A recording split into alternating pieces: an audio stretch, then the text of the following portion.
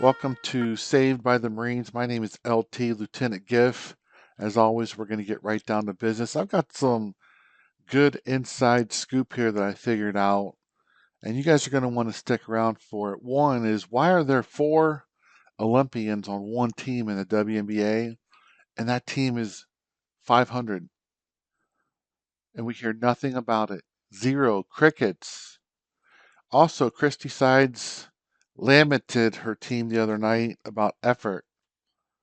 And I'm going to point out some things that I've noticed as far as the team. I'm going to actually break down some scouting for you. Coach Giff's going to pull out some lessons he's learned from the past with coaching. We're actually going to break down some film for you. So stick around. As always, though, first, if you will press that subscribe and like button, that grows our channel a little bit, allows me to do these videos, which I do enjoy doing for you all. Let's get right down to business. First off, let's talk about what nobody's talking about. I think it's crazy that Las Vegas Aces have 4. You heard that correctly. They've got 4 Olympians on their team. 4. And let's break down their record. They're 5-5. They've played 10 games. And they have 1 win against a team with the winning record, which would be against the Mercury. They've got 1 win against a team with the winning record, and we don't hear anything about it. Asia, Plum, they're so great. They've got 4 Olympians on the same team. They've been together for how many years? And they're 500. 1 quality win. And all we hear about is how the Fever are 3-10. How Caitlin hasn't won anything. A rookie on a team that finished last season. Unbelievable. You know, everybody talks about how, well, not everybody. Some people talk about how Asia should be the face of the WNBA because she's so talented, and she is talented. But when you have 4 Olympians on your team and you can spread the floor out and people can't focus on you, the game becomes a lot easier than when they're guarding you 90 feet from the basket, denying you the pass even though you don't even have the ball. It's crazy, but nobody's talking about it. And another thing is you hear the U.S. Olympic Committee talking about, oh, these players are so great, they're veterans, they've got so much experience. Then why is it that you've got 4 Olympians on a team that's 500 and they haven't beat anyone? They're playing average teams and losing. Yeah, they beat the Fever. Congratulations. Everybody beats the Fever. So when you put a team together like the USA and you put 12 of the quote best players in the world on the team, everybody's going to look really good because it's not like the NBA where when, say like the top 50 players, out of those, not all 50 are going to go compete for those 12 spots. The NBA, a lot of the players will go play for their home country, like Italy, Germany, Spain, whatever. You don't have that in the WNBA.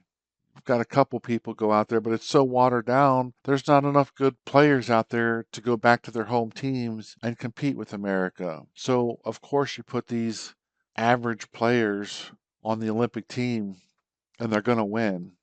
So, really, I'm kind of torn with it. I don't think Caitlin's playing amazing basketball right now. So I don't agree with, Griner being on the team. A couple of the other players that were injured who maybe have played 1 game or haven't even played a game. I can see maybe giving that spot to Caitlin, definitely to attract her fans and her following. Like I said in yesterday's video, they've lost that audience. I won't be watching the Olympics. I think there was definitely a place for Caitlin on the team. However, I can't honestly say that her play won her a spot. She's she's making turnovers. Granted, they're not all her fault. You have to watch my previous videos. I addressed that. All the turnovers aren't her fault, but I've always said you have to know your receiver. You have to know who you're making that pass to. So she should be learning by now, 13 games in.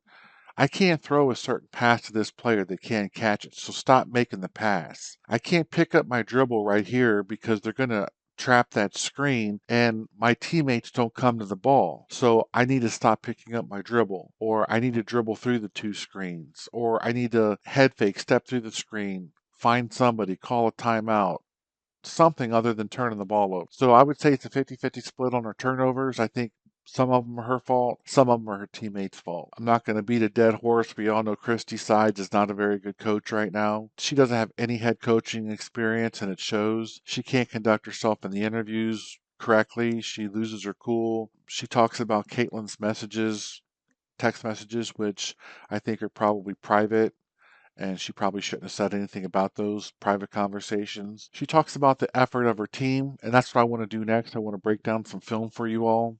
When I look at the effort here, it wasn't too bad in the first half.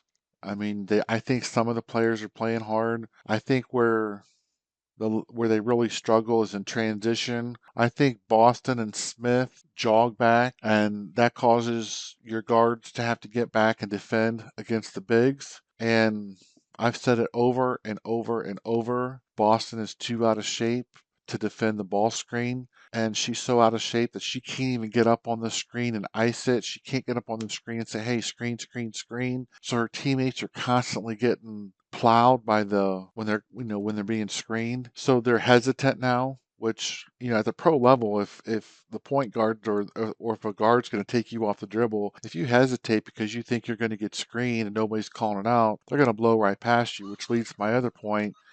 That's what happens. Kelsey Mitchell, I don't get it why Kelsey Mitchell can't get up on the point guard when you're out in front and put some pressure on the ball. She's 7 feet, 8 feet away from the person. So every time they want to initiate their offense, they do it freely. There's no pressure on it. And then when she does get up on the ball, she gets blown by. Next, let's talk about Kelsey Mitchell as well. I don't know why they're running double screens to get her the ball. She doesn't need that. Just get the ball over to Caitlin Clark, and somebody will double her, which will free her up. They'll swing the ball over to her. You don't need to run doubles for her. And then when you do run doubles, she takes the same old path to the basket. She throws up these layups that she misses. And I've said it before in my previous recordings, my previous videos. Don't even foul her when she goes to do the layup, because you know she's going to miss it. Just plan on getting the rebound. That's got to be on the scouting report. Let her drive. Let her throw up these layups that she misses, probably half of them. It's crazy. It's unbelievable. Now, I also get why Sides benched pretty much the starters for the last quarter and a half of their last game. I get it. I know why she left Boston in. Boston's got to get in shape. And I'll be quite frank here. I've said it before, Boston has gained a lot of weight, and especially in her hips. When she's running, you can see she struggles. It's like she's lifting concrete blocks. So all that weight she's added in her hips doesn't allow her to run. It doesn't allow her to move. She's late, which the whole Indiana team has issues with on your backside defense. Somebody drives. They're always late, which results in a foul or an easy layup. And also, you see Smith on the closeout. When she closes out, they all do it. They all close out half-assed, close out defense. It's awful. If I'm an opposing coach, I'm going to say, look, just head fake. They're gonna fall for it, drive right by them. Now you've got 5-on-4, and then create from there. But their closeouts are absolutely awful. And then once that first person does close out, they dribble around them. Now they've got the 5-on-4. They reverse the ball. That second closeout, most of the time, Mitchell doesn't even put a hand up. She just runs out. Some of them clap. And then, as you can see on the video there, it's a half-assed hand up. That's their main issue. Closeouts, stopping penetration, help side defense is late. They fix that and they'll be fine. I don't know that it's complete effort. I think a lot of them are putting forth the effort. I think Boston's still out of shape. When they get their other center back, that's going to help. I call her FG. I think Mama Kate needs to be the one screening. I don't know why Boston's out there screening. She's useless. Put Mama Kate up there on the screen. That way they have to defend the three-point shot, and put Boston on the backside post. That way, if somebody drives, they've got to come guard it, and then you dish it off for her easy layups, which is the only shot she can make. It's not hard. It's not hard. Get Boston off of the pick and roll. It's useless. They don't have to guard it. Folks, they've got some winnable games coming up. If they can fix a couple of things, I think they can probably go 500 over the next few games, and we'll kind of see exactly where they are here. This is Lieutenant Giff out.